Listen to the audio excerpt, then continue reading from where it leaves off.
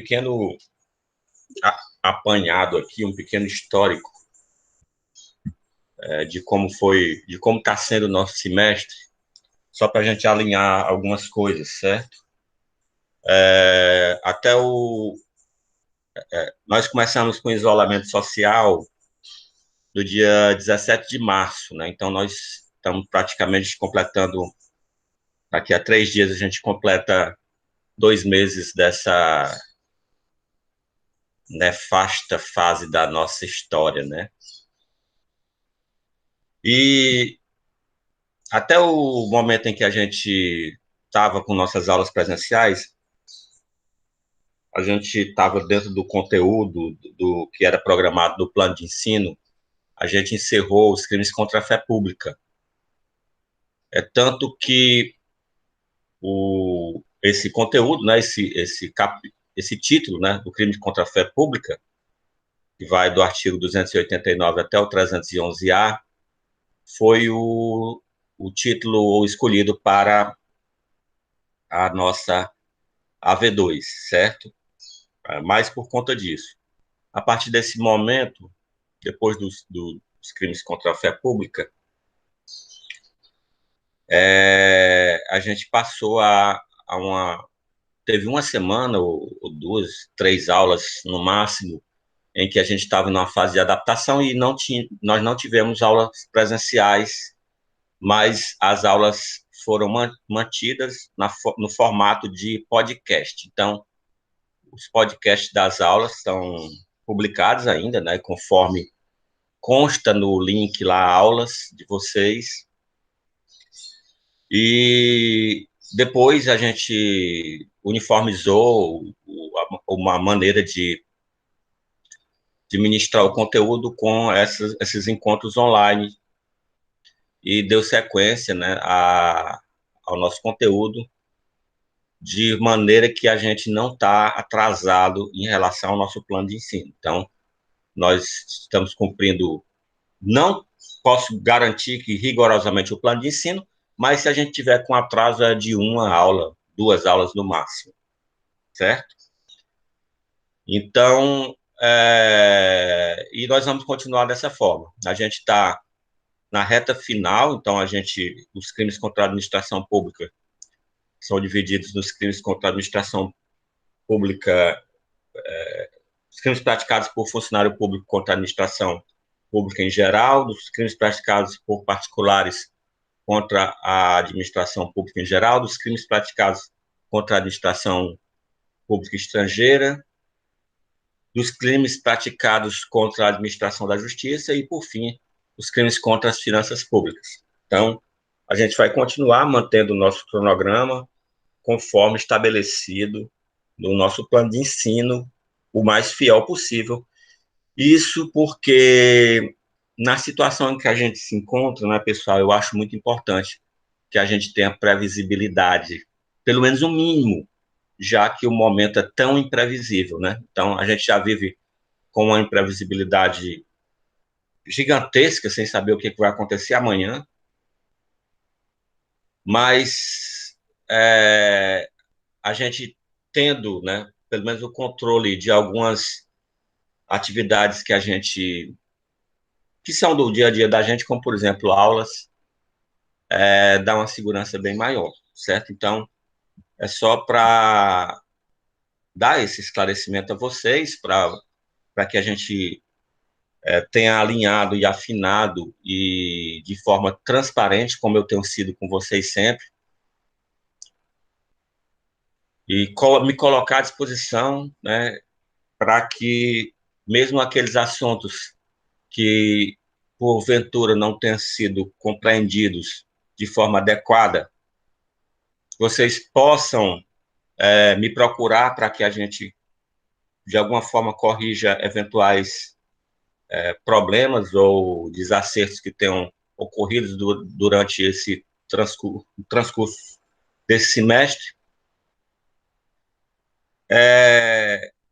Isso até mesmo me veio a preocupação, eu não vou, aqui eu não tenho como saber quem fez ou quem não fez a segunda chamada, mas as notas da segunda chamada me surpreenderam bastante, porque foram, em comparação a quem fez a primeira chamada, e aí eu sou muito sincero com vocês, o nível da prova era o mesmo, e eu avaliando as questões, no meu entendimento, as questões da segunda chamada ficaram até um pouco mais fáceis do que da primeira chamada, mas eu tive uma surpresa, e aí é desagradável para o professor, como é desagradável para o aluno receber, né, e verificar que não teve uma nota tão satisfatória, certo? Como eu tinha combinado com vocês e também como está no nosso plano de ensino e como foi divulgado em todos os nossos meios de comunicação, né, tanto via torpedo do Unifor Online, quanto por meio do grupo do WhatsApp. Eu fui bem transparente também em relação à atribuição de pontos extras por atividades que transcorreram durante esse período de isolamento social. Então, eu mandei, né, disponibilizei uma planilha que tem indicando qual foi o ponto atribuído extra a cada um de vocês. Então, para você saber a nota que vai ser lançada, é só você pegar a nota da sua prova e somar com a pontuação que está disposta na planilha lá do Unifor Online. Eu não sei se eu publiquei no Unifor Online, mas com certeza no grupo do WhatsApp eu publiquei, e de qualquer forma eu vou ter que publicar no Unifor Online, para que vocês tenham acesso a qualquer momento e possam, né, exercer o direito de reivindicar possíveis correções em possíveis erros que eu tenha cometido na apuração dessa pontuação. Então, fiquem à vontade. Vocês sabem que eu sou bastante acessível, eu respondo tudo que eu sou perguntado, nem que seja um eu não sei, eu vou procurar saber, certo? Então, dessa forma, eu quero me colocar à disposição de vocês. Infelizmente, eu não sei o que acontece, talvez as pessoas estejam preferindo assistir offline as nossas aulas, mas a gente vê que a presença daqueles que optam por ter o contato direto com o professor,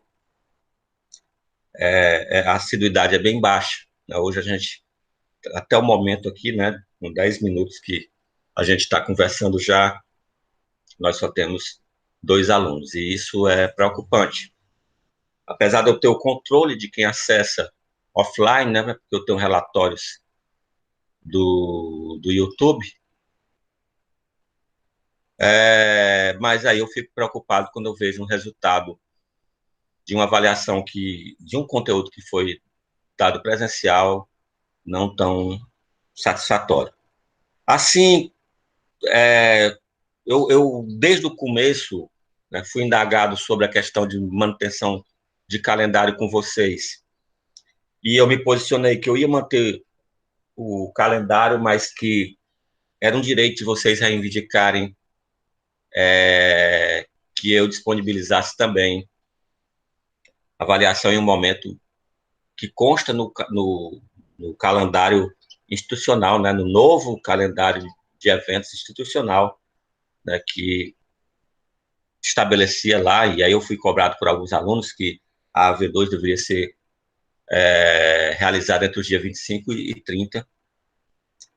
E eu vou, nesse período, fazer uma nova prova, dia 25, de 25 a 30, eu vou escolher um dia, não durante a aula, para a gente não ter mais um prejuízo. Então, como é uma terceira chamada, então vai ser um horário fora da aula, certo? Provavelmente à tarde, que é uma hora em que vocês não têm atividade, né? Então, como o curso de Direito não tem nenhuma disciplina no horário AB tarde, né? Então, provavelmente será à tarde, naquele horário ali de 1h30 até as 3 horas.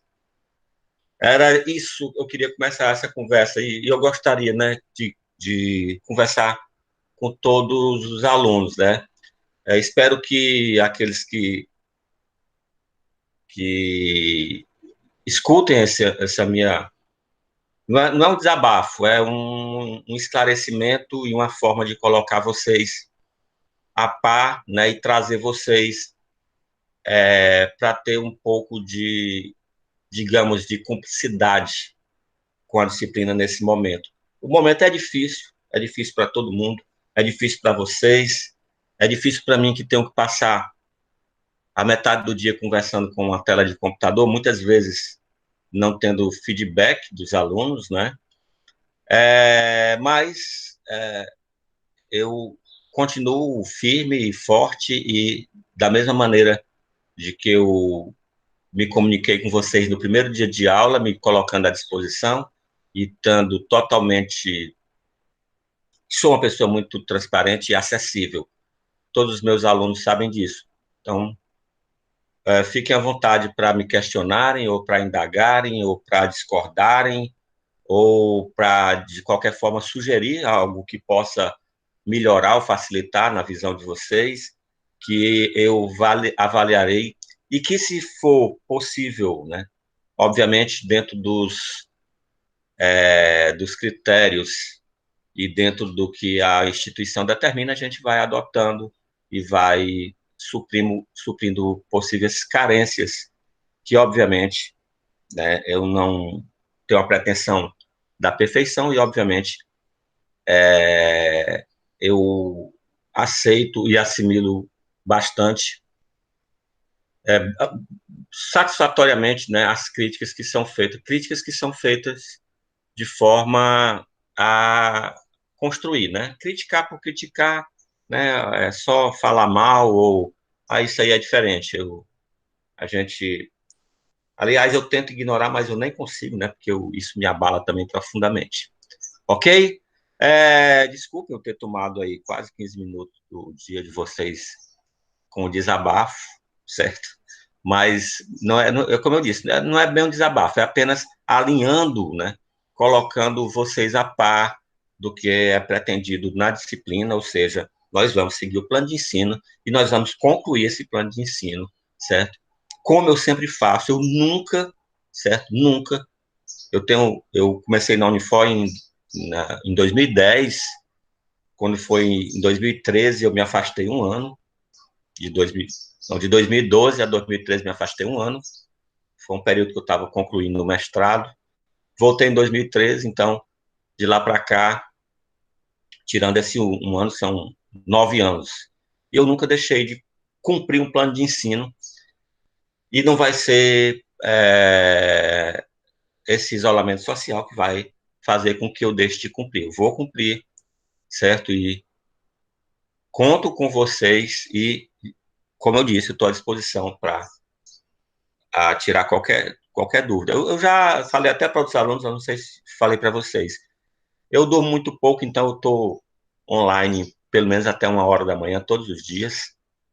Então, fiquem à vontade, certo? Assim que eu vejo as mensagens, eu respondo.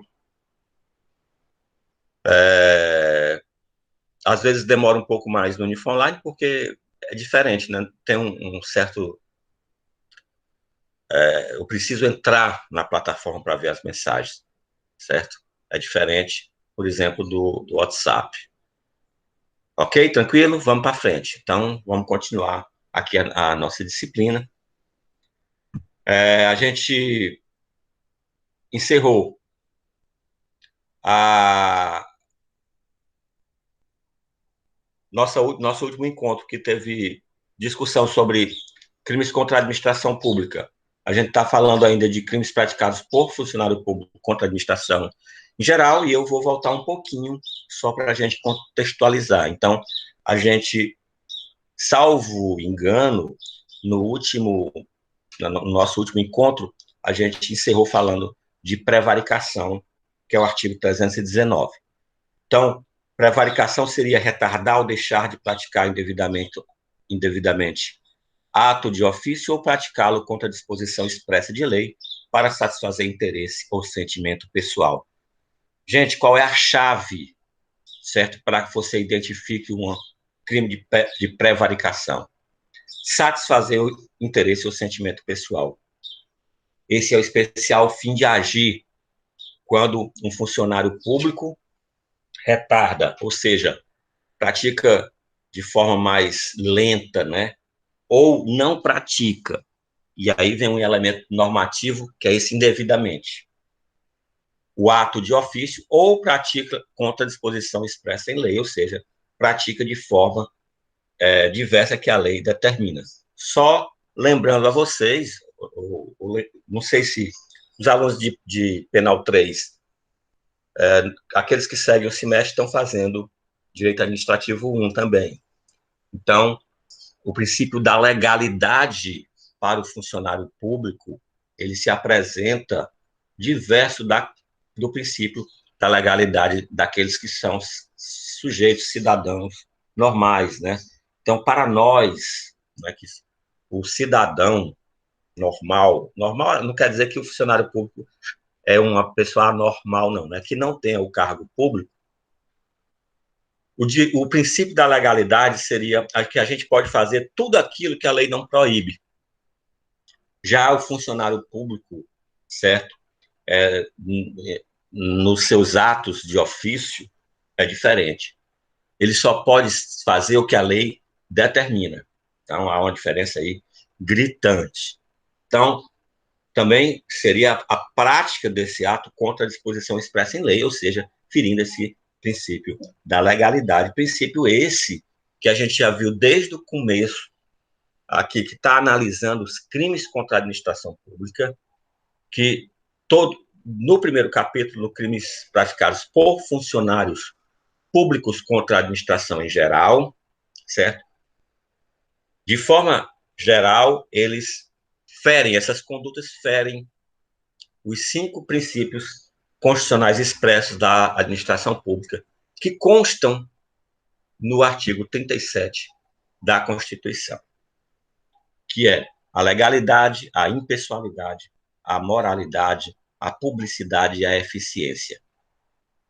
Então, aqui nesse caso, quando se pratica algo contra a disposição expressa em lei para satisfazer interesse ou sentimento pessoal, de cara a gente já observa que há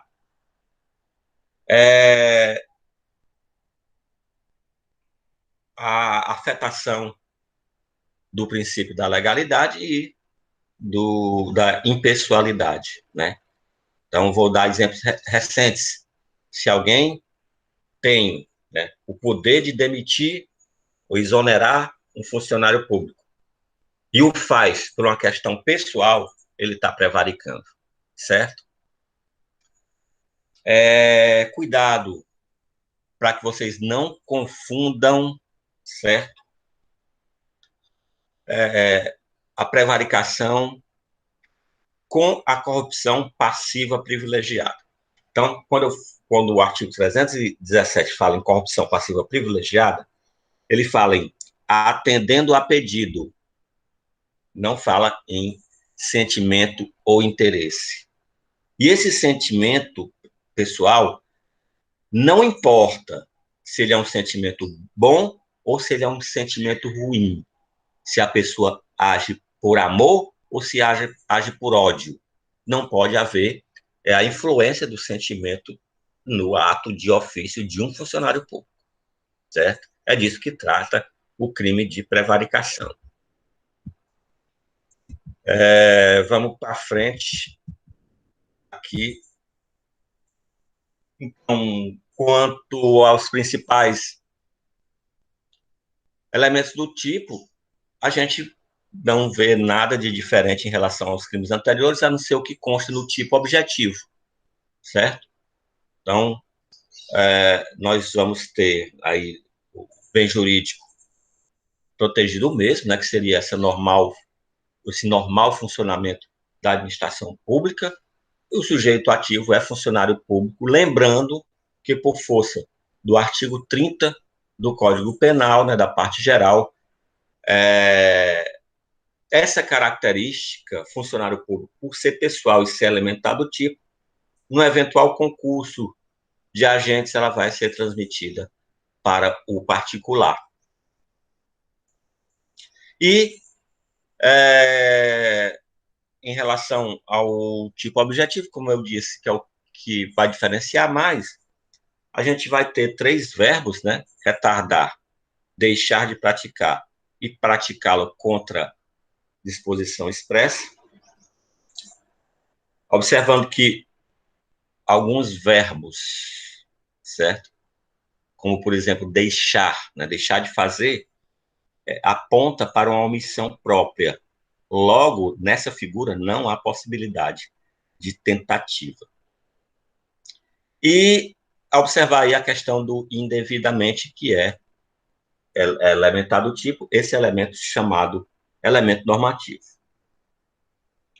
E quanto ao tipo subjetivo, existe o dolo, né, a intenção de retardar, de deixar de praticar ou de praticar, mas com um especial fim de agir, que é a satisfação de interesse pessoal ou de sentimento pessoal. Então, se alguém pratica contra a disposição expressa em lei algo, né, para beneficiar uma pessoa porque tem um sentimento de amizade, estaria praticando o crime de prevaricação. Ou se alguém deixa de praticar algo que deveria praticar porque tem um sentimento de ódio contra alguém, também estaria praticando o crime de prevaricação. Nós vamos ter uma causa de aumento de pena, e essa causa de aumento de pena, eu lembro sempre a vocês que está lá no artigo 327. Então, o artigo 327 traz o conceito de funcionário público e determina que quando haja, por parte do funcionário público, né, ele haja ocupação de cargo, de comissão, função, ou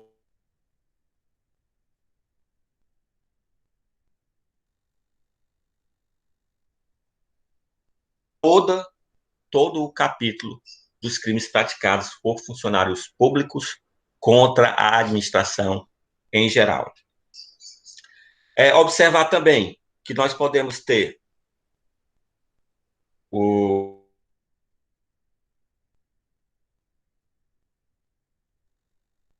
então, isso porque nós temos em legislações especiais também a previsão de conduta de prevaricação, e quando nós temos a legislação especial, ela vai, quando há esse conflito aparente, vai ser resolvido pelo princípio da especialidade. Então, nós vamos ter a prevaricação no Código Eleitoral, na Lei de Serviços Postais, na Lei de Crimes Ambientais, dos crimes contra o sistema financeiro e a Lei de Improbidade Administrativa. Então, essas 5 legislações têm conduta de prevaricação e, obviamente, se a conduta preenche, né, o tipo penal da lei especial, a gente vai para a lei especial. Então, seria um elemento especializante que nos leva a resolver o problema pelo esse princípio da especialidade. Em seguida, pessoal, a gente tem a chamada prevaricação imprópria. Observem que a prevaricação imprópria ela não tem nada a ver com o crime de prevaricação, certo?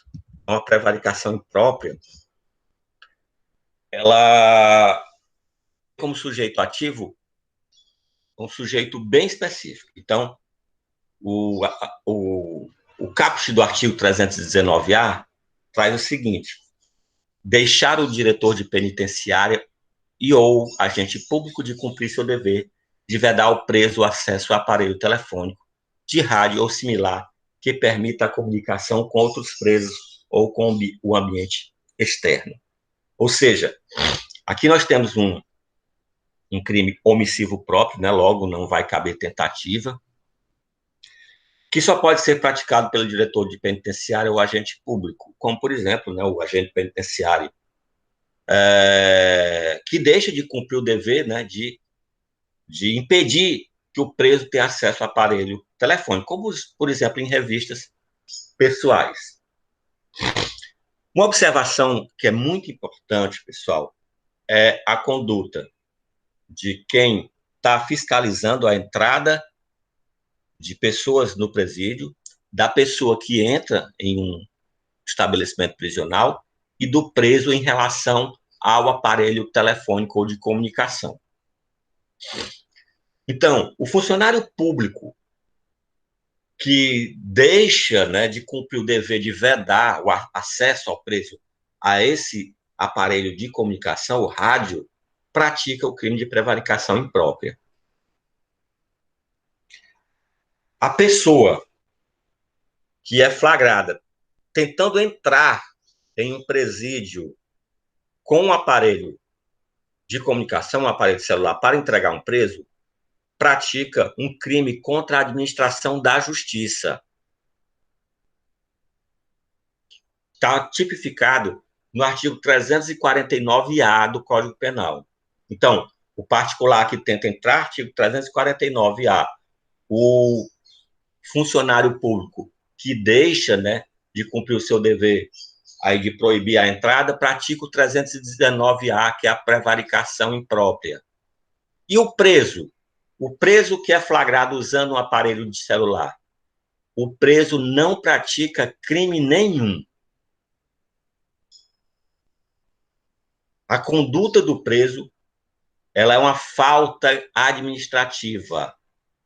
Ela está no artigo 50, inciso 7, da Lei 7.210 de 84, a Lei de Execução Penal, também conhecida como LEP.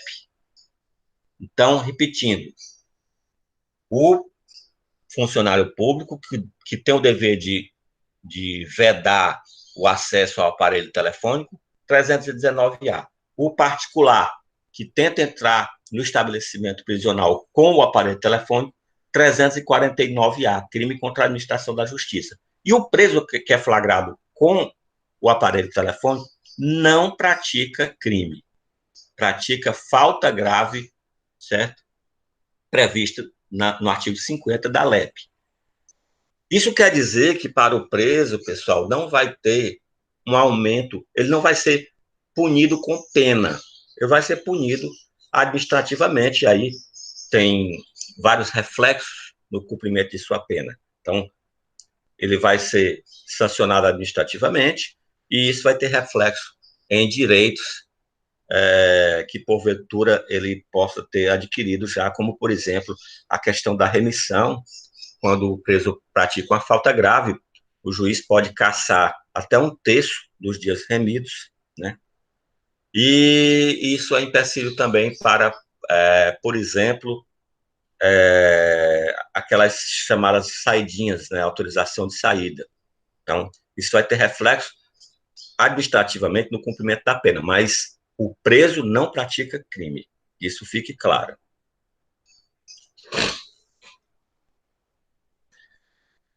Em seguida, pessoal, nós vamos ter o artigo 320, que é a chamada condescendência criminosa, certo? Observem que nós temos na condescendência criminosa, isso é de fácil percepção pela análise do artigo 320 aí do CAPT, certo? Nós temos duas condutas, né? A conduta de um funcionário que é superior hierarquicamente e a conduta de um funcionário que não tem essa superioridade hierárquica. A conduta dele seria deixar o funcionário por indulgência, né, ou seja, por benevolência, né, de responsabilizar subordinado que cometeu infração no exercício do cargo. Essa infração, pessoal, não é infração penal, pode ser infração administrativa, porque a administração pública, dentro do seu poder de sanção, né, ela não pode sancionar penalmente, mas só administrativamente. Então, a gente tem como sanção administrativa, pode ser uma advertência verbal, uma advertência por escrito, uma suspensão e até a mais grave das sanções administrativas, que seria a exoneração, que é a demissão do serviço público. Então, aquele que tem superioridade hierárquica, que verifica que um subordinado cometeu uma infração, por exemplo, o funcionário falta reiteradamente sem justificativa, e o chefe dele não faz nada. Certo? Essa é a primeira conduta. Ou quando lhe falte a competência, ou seja, ele não tem competência para punir. Vamos supor que sejam colegas de trabalho do mesmo nível hierárquico. é não levar o fato ao conhecimento da autoridade competente, ou seja, aquele funcionário que tem o mesmo nível hierárquico não tem o poder de punir ao verificar que o seu colega praticou uma infração no exercício do cargo. Mas ele tem o dever de levar ao seu superior o caso. Então, isso aqui é a condescendência criminosa, nesses dois aspectos, né? Duas figuras podem praticar esse crime, né? Então, aquele que é superior hierárquico e aquele que tem o mesmo nível hierárquico. É, é crime omissivo próprio, né? Então, o verbo deixar indica isso, a gente já remete para a questão da tentativa e, obviamente, aí não vai caber tentativa. Aí uma observação importante é que se a omissão, por exemplo, da prática do crime de tortura, né, não leva ao conhecimento que o seu colega está praticando esse crime, isso se dá mais em relação à força policial, né? Então, aí a gente tem que ir para a Lei 9.455 de 97, que vai tratar especificamente da tortura. Quanto aos principais elementos do tipo, a gente vai ter como sujeito ativo, e aí na primeira figura, o funcionário público hierarquicamente superior, e na segunda figura, né, aquele que não tem o poder de punir, mas tem a obrigação de levar a quem tem esse poder a notícia da prática da infração. E o momento consumativo é quando, por indulgência, né, aquele superior hierárquico não responsabiliza o subordinado, ou quando ele não tem essa competência e não leva ao conhecimento de quem tem a competência. Lembrando, né, aí, mais uma vez, do artigo 327. Então, causa especial de aumento de pena para aquelas pessoas que têm cargo de chefia. Então, na primeira figura, pessoal, então sempre vai ter a causa de aumento de pena, né? Então, se a pessoa tem o cargo de chefia, se ele tem o poder de punir o subordinado, obviamente ele vai estar sempre enquadrado no parágrafo 2º do artigo 327, o que não ocorre, né? Isso não quer dizer que nunca vai ocorrer. O que, em regra, não vai ocorrer com a segunda figura do artigo 320.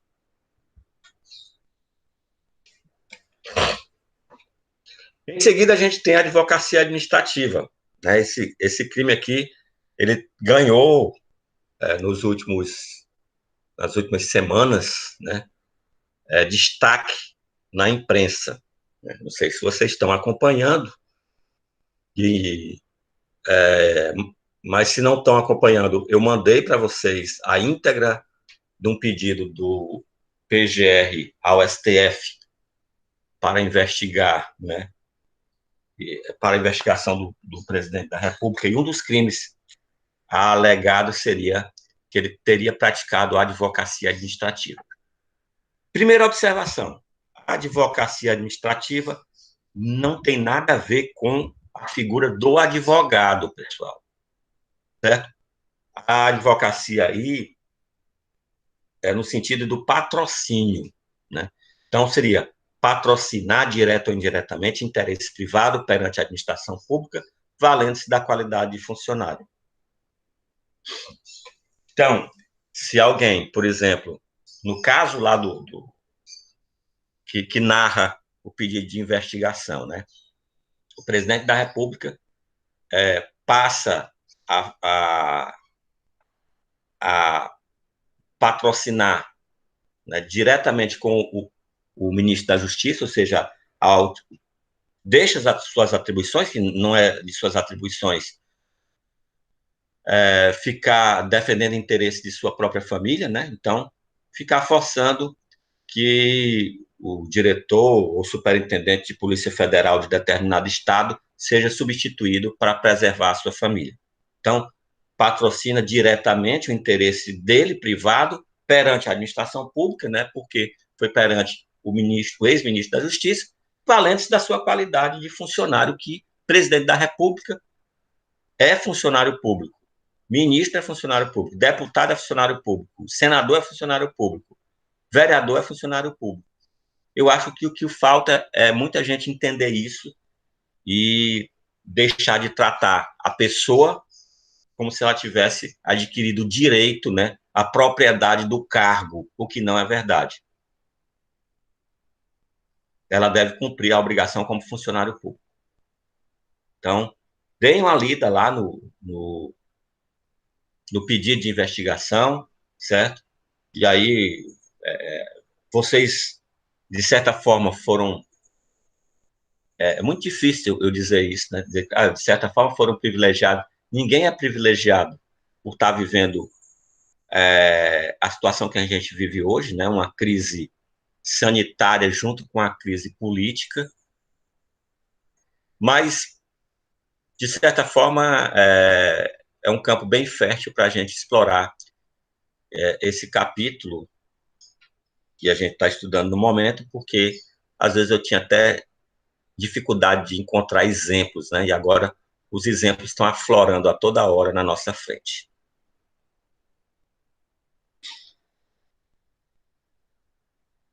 É, observem, pessoal, a questão desse parágrafo único, certo? Porque uma coisa é o interesse ser legítimo, outra coisa é o interesse ser ilegítimo.